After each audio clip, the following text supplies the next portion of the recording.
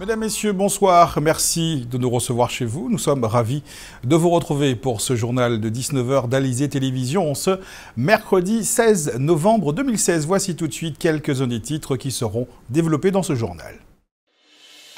Les personnes atteintes de handicap demeurent les laissées pour compte du monde du travail. Pour autant, les entreprises guadeloupéennes tordent le cou aux idées reçues, rencontres croisées entre un employeur et un salarié.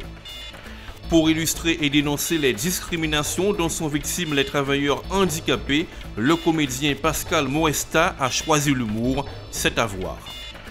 C'est un art martial chinois dont les adeptes sont en quête de bien-être. La discipline fait lentement son chemin en Guadeloupe. Invitation à un cours de tai chi. Le journal Rony Nabal. Il y aurait en Guadeloupe près de 1500 personnes en situation de handicap et qui sont à la recherche d'un emploi. Et comme dans les autres régions de France, elles ont plus de difficultés, ces personnes, que les personnes valides à accéder à un emploi et connaissent des périodes de chômage beaucoup plus longues. Mais certains employeurs n'hésitent pas à intégrer des personnes en situation de handicap au sein de leur personnel. C'est le cas dans cet atelier de fabrication de prothèses situé à Jarry. Voyez ce reportage signé Muriel Barley. Freddy Polion a 35 ans. En septembre 2014, il est victime d'une agression par arme à feu qui lui coûte une jambe. Il est amputé fémoral et doit porter une prothèse. C'est ce qui l'amène chez l'un des orthoprothésistes de la place, celui-là même qui deviendra son employeur. Freddy a été en premier lieu un de nos clients et le technicien qui s'occupait de lui avait constaté que sur sa propre prothèse, il avait fait des aménagements personnels qui montraient qu'il avait des aptitudes pour ce travail-là, l'envie de bien faire et l'amour de ces choses-là, si je peux dire. Et c'est ce technicien qui s'appelle Freddy qui m'a dit, voilà, nous avons un jeune parmi nos clients qui montre de réelles aptitudes pour ça. J'ai vu comment il a aménagé sa prothèse, j'ai vu comment il a fignolé, comment il a aménagé, arrangé. Je pense que ce jeune-là pourrait nous convenir puisque nous étions aussi en période de recrutement. L'entreprise emploie une dizaine de personnes.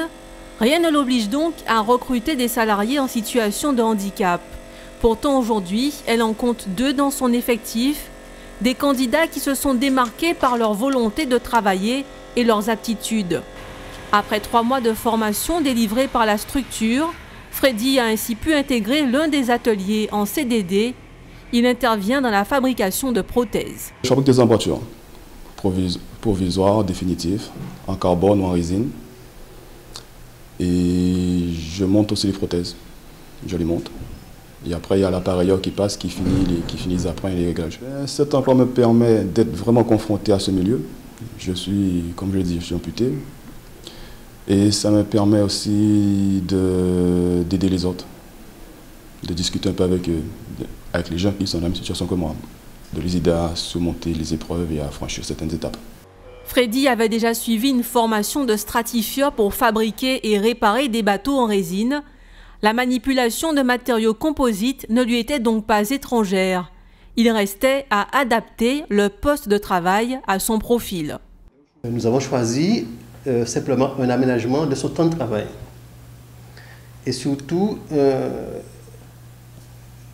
on a bien ciblé les tâches qu'il pourrait réaliser aisément, donc ça danger pour lui-même, et puis en toute sécurité. Nous avons choisi ces tâches pour lesquelles il peut apporter une espèce de rentabilité, une certaine rentabilité à l'entreprise. Parce que, après tout, ce n'est pas autre que cela. Fournir une force de travail à l'entreprise, à la communauté de l'entreprise. Et quelle que soit notre situation, que nous soyons en situation de handicap ou en situation de valide. Avant le drame, Freddy Polion s'apprêtait à devenir capitaine de bateau, l'un de ses nombreux rêves brisés. Il lui faudra du temps pour tourner la page sur cette partie de sa vie. Cet emploi l'aide aussi à faire son deuil. En entrant ici à Autocaraïbes, ça m'a permis de me changer les idées, venir travailler. C'était un objectif le matin, quoi. Se lever, aller travailler, ça aide à la reconstruction. Des fois, je me sens vraiment diminué. Ça dépend des jours. Comme je l'ai dit, le fait d'être ici, ça change les idées et ça aide à passer ces étapes-là, ces jours-là. Les jours où je bois le noir, le fait d'avoir un travail, de travailler, ça aide. Ça aide. Malheureusement, l'exemple que nous venons de vous montrer demeure trop rare car malgré l'obligation d'embauche de travailleurs handicapés faite à certaines entreprises et les sanctions financières prévues par la loi handicap de 2005, leur situation professionnelle ne s'éclaircit pas. Encore moins maintenant que la loi Macron est venue assouplir cette obligation d'embauche. Nous recevions hier sur notre plateau Marie Custos, la directrice régionale de la JCAP Emploi. Elle est revenue sur les difficultés d'intégration des travailleurs handicapés en milieu professionnel ordinaire. Je vous propose de l'écouter. Je ne peux pas dire que certaines entreprises ne jouent pas le jeu, mais c'est vrai que la majorité, en tout cas celles qui sont assujetties, aujourd'hui, le taux d'emploi des personnes en situation de handicap en Guadeloupe avoisine à peine les 1,6%, alors que le taux légal, c'est 6%. Donc, on est quand même loin du compte.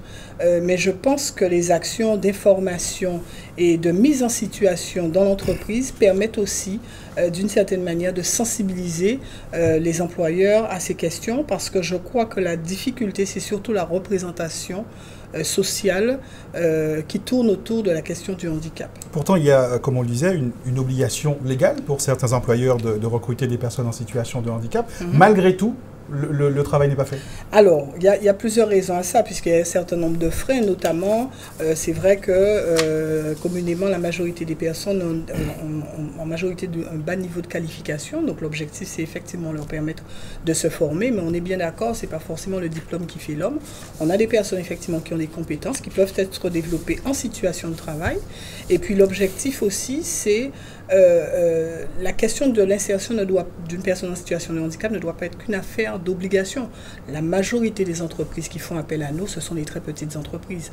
Après, il faut resituer les choses dans leur contexte, puisqu'on est dans un tissu économique, effectivement, constitué plutôt de petites entreprises. Donc, ce n'est pas qu'une affaire d'obligation. Est-ce que vous disposez de leviers? Est-ce qu'il en existe des leviers qui peuvent vous permettre, peut-être pas de contraindre, mais en tout cas d'inciter les employeurs à embaucher les personnes en situation de handicap? Justement, la mission même de Cap Emploi, à travers l'offre de services que nous proposons aux entreprises, qui est une offre de services qui est gratuite, puisque nous avons une mission de service public, l'objectif, c'est de proposer à ces entreprises notre accompagnement. Aujourd'hui, on utilise un outil qui nous paraît très intéressant, qui est la période de mise en situation au milieu professionnel, qui permet à la fois aux personnes de découvrir un métier, d'évaluer un projet professionnel, même d'initier un emploi, et permettre à l'entreprise de casser ses représentations. La 20e édition de la Semaine européenne pour l'emploi des personnes handicapées est là pour aider l'intégration professionnelle des travailleurs en situation de handicap, mais aussi pour changer les regards et lutter contre les idées reçues. C'est le sens de l'opération Coup de théâtre proposée cet après-midi avec le comédien Pascal Moesta. Des scénettes reproduisant des situations du réel en entreprise, une façon de dédramatiser ces situations. Reportage signé Joël Saint-Célie.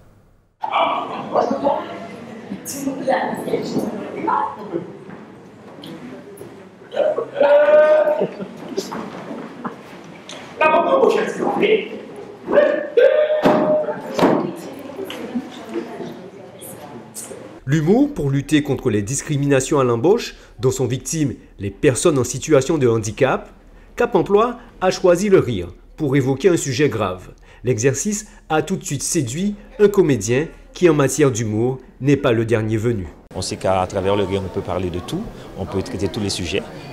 Donc je pense que c'est pour ça que nous sommes là et qu'ils ont fait appel, qu'ils m'ont fait cette proposition. Un comédien emballé par l'initiative de Cap Emploi, mais aussi un citoyen conscient des problèmes que peuvent rencontrer les personnes en situation de handicap. Ils ont leur place, ils l'ont déjà prouvé et c'est une très bonne initiative et j'espère vraiment que ça va continuer parce qu'ils ont vraiment leur place et ils sont très efficaces et ce sont des gens aussi très intelligents. Après quelques scénettes, le public conquis a parfaitement compris l'intérêt d'une telle initiative. Vendredi? Non, on se voit lundi. Merci Madame Miffrine. Au revoir Madame Miffrine.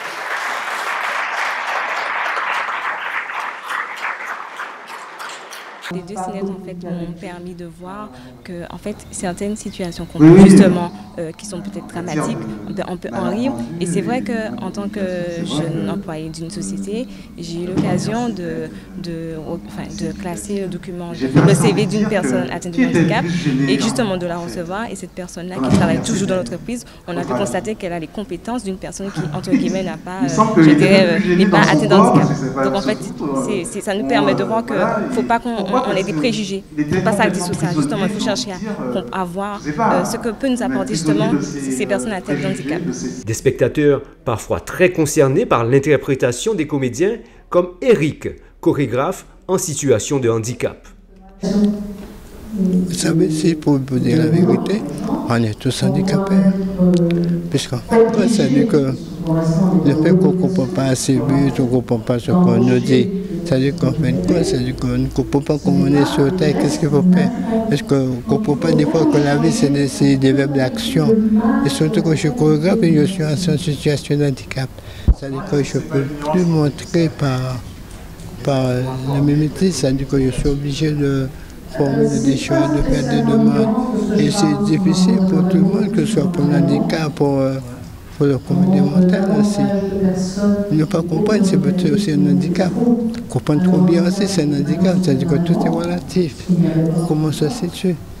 Il faut savoir que 90% des handicaps au travail sont invisibles. Alors, vous travaillez peut-être tous les jours, sans le savoir, avec des personnes en situation de handicap. Une statistique à méditer. Dans un instant, nous parlerons du réseau d'accompagnants qui vient d'être lancé par Guadeloupe Expansion. Mais tout de suite, place à notre tour d'horizon de l'actualité dans la grande région. Direction pour commencer l'île de Saint-Martin, plus que jamais coupée en deux. C'est votre rendez-vous Caraïbes. Les relations diplomatiques se détériorent entre les parties françaises et néerlandaises de l'île de Saint-Martin. C'est l'étang d'Osterpont, situé à la pointe est de l'île, à la double nationalité, qui est à l'origine de la fâcherie. Autorités néerlandaises et françaises en revendiquent depuis des décennies l'appartenance, en dépit du partage de l'île entre la France et les Pays-Bas il y a près de 4 siècles. Les relations se sont véritablement refroidies après un contrôle des gendarmes français effectué fin octobre sur le chantier de rénovation de la marina d'Osterpont lancé par les Néerlandais. Il n'en a pas fallu davantage au Premier ministre de Sint-Maarten pour déclencher les hostilités. William Marlin a tenu à dénoncer ce qu'il considère comme une violation de la souveraineté territoriale du Royaume des Pays-Bas auquel appartient Sint-Maarten. De son côté, la préfète déléguée des îles du Nord se réfère au droit public international. Anne Lobiès a transmis le dossier du différend au ministère des Affaires étrangères à Paris. Les jours passent et aucune issue ne se profile dans le conflit du casino Batelière Plaza en Martinique. Depuis le 10 novembre, l'établissement de Chelcher reste fermé. Après l'échec des négociations annuelles obligatoires, les séances de discussion se succèdent sans succès. Les salariés en grève réclament notamment une prime de vacances et une augmentation de salaire de 130 € net. Des revendications refusées par la direction. En revanche, cette dernière a accepté de prendre en charge 60% de la mutuelle et de fermer l'entreprise le 22 mai, date de commémoration de l'abolition de l'esclavage en Martinique. Une centaine de personnes sont employées au casino de Chelcher. L'établissement appartient au groupe Cogite, qui possède également le casino des Trois-Îlets en Martinique et ceux de Gouzier et Saint-François en Guadeloupe. Après Robert De Niro, c'est au tour d'un autre acteur célèbre, en l'occurrence Leonardo DiCaprio, de se lancer dans l'hôtellerie de luxe. Sauf que le projet de la vedette du loup de Wall Street se veut non seulement gigantesque et luxueux, mais également écologique. Le complexe géant doit sortir de terre à Blackadder Cay, une île de 42 hectares, située à 3/4 d'heure de Belize et achetée par l'acteur américain il y a 10 ans pour un peu moins de 2 millions d'euros.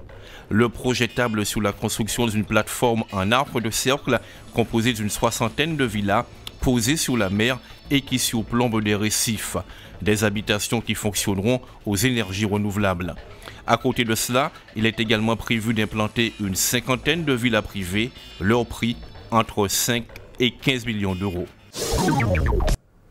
Du nouveau dans le domaine du soutien à la création d'entreprises, un réseau d'accompagnants vient d'être lancé en Guadeloupe, un réseau qui regroupe l'ensemble des organismes qui œuvrent au développement économique dans l'archipel et qui donc peuvent accompagner les porteurs de projets et les jeunes chefs d'entreprise. Ce réseau Entreprendre en Guadeloupe était présenté ce matin, tout comme le portail Internet mis en place pour aider les porteurs de projets dans leur démarche de création. Reportage Muriel Barlaigne. Lancement officiel du réseau des accompagnants du développement économique.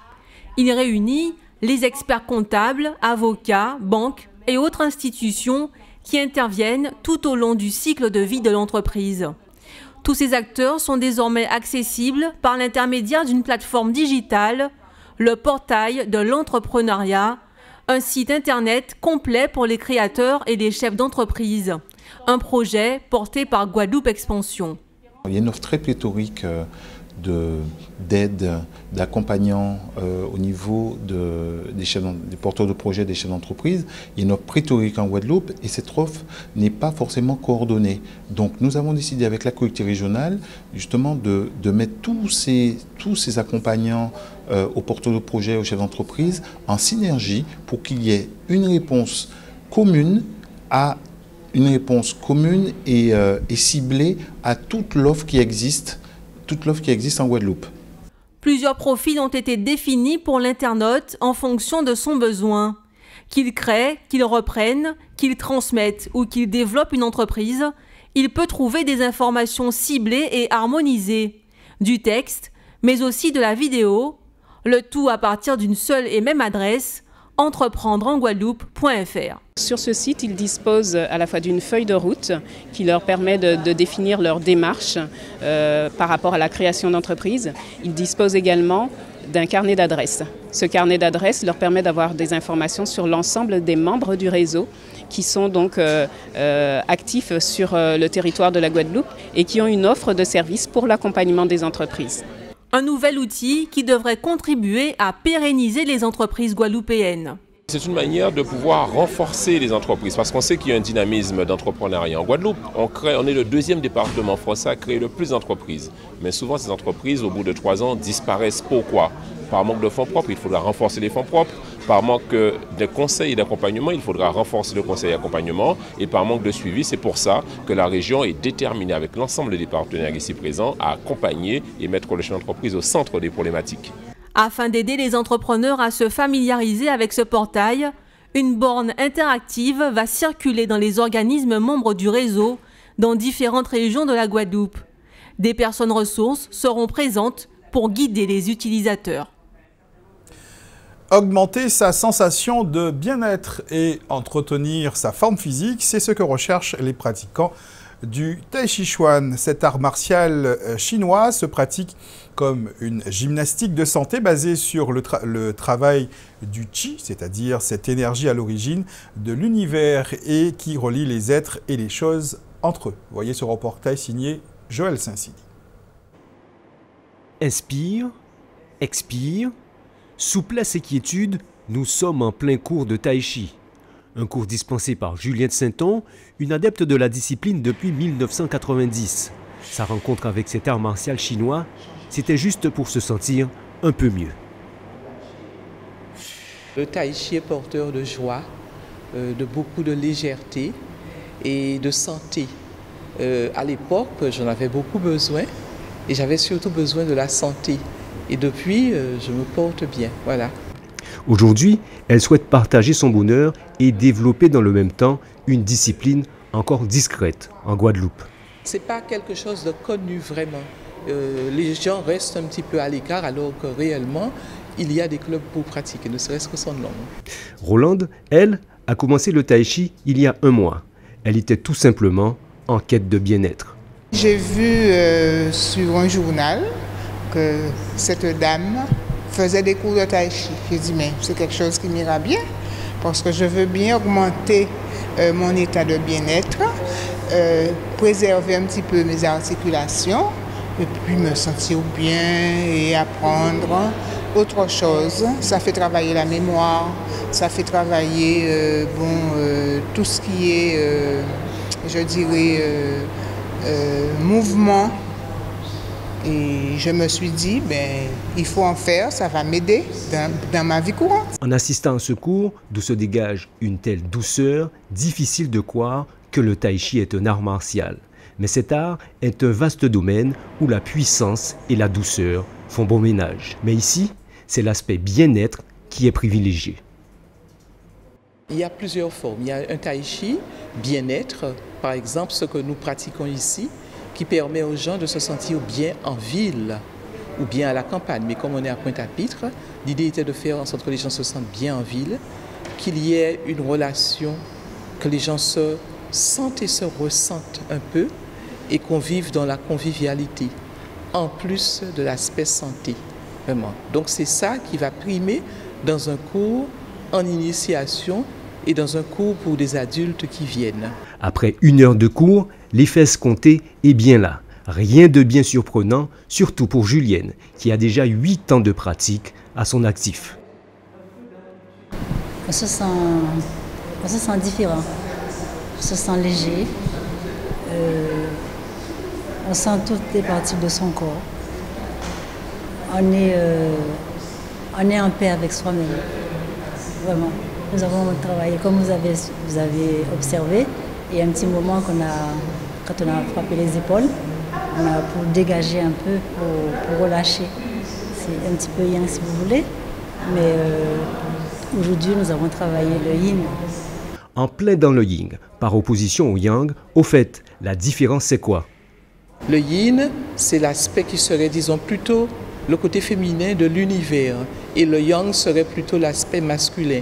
Bon, c'est une manière de simplifier parce que le yin peut être très yang et le yang peut être très yin, mais c'est une manière symbolique d'exprimer les choses. Donc on fait la pratique plutôt yin en ce moment. Évidemment, il n'y a pas d'âge pour pratiquer cet art martial.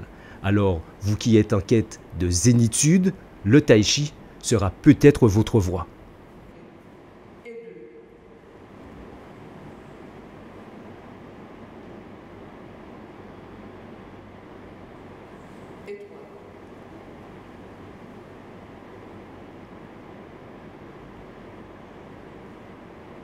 C'est avec ces images très apaisantes que nous nous dirigeons tranquillement vers la fin de cette édition.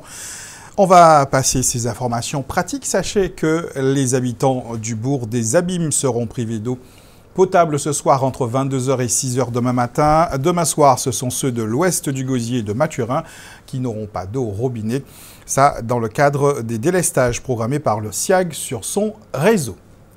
Quelques mots sur la météo. Le temps est humide sur l'archipel depuis ce matin. Cette nuit, les averses sont encore à craindre sur l'ensemble des communes de Guadeloupe. Demain, ce sera à peu près la même chose. Il faudra peut-être attendre vendredi après-midi pour avoir du beau temps sur tout l'archipel. La bonne nouvelle nous vient de Guadère qui nous annonce un indice Atmo de 3 pour demain. Passez une bonne soirée sur Alizé Télévision. Toute l'équipe vous souhaite de vous retrouver demain soir, 19h, pour un nouveau point sur l'actualité locale et régionale.